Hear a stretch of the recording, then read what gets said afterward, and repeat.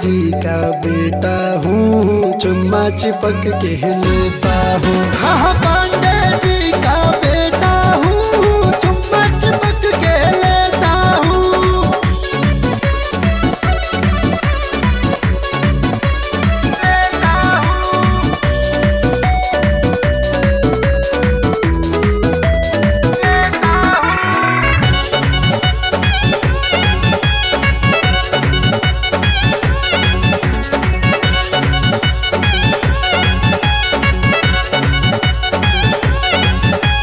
नैन तेरा नखरीला है, दिल बन बैठा ये दीवाना रे।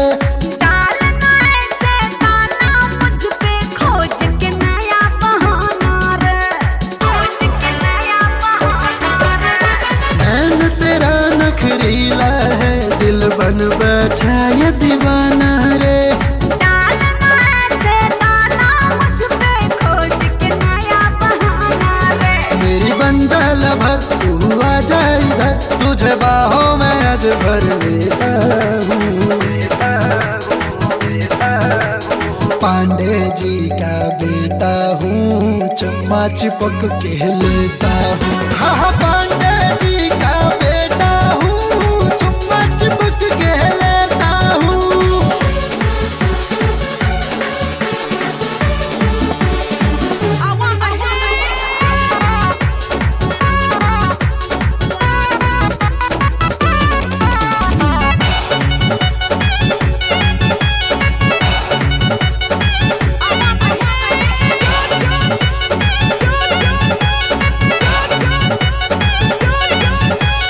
हॉट फिगर दिखला कर क्या तू जिगरे को ललचाएगी। तुम जैसे परवाने को ये परी हाथ ना आएगी, परी हाथ ना आएगी।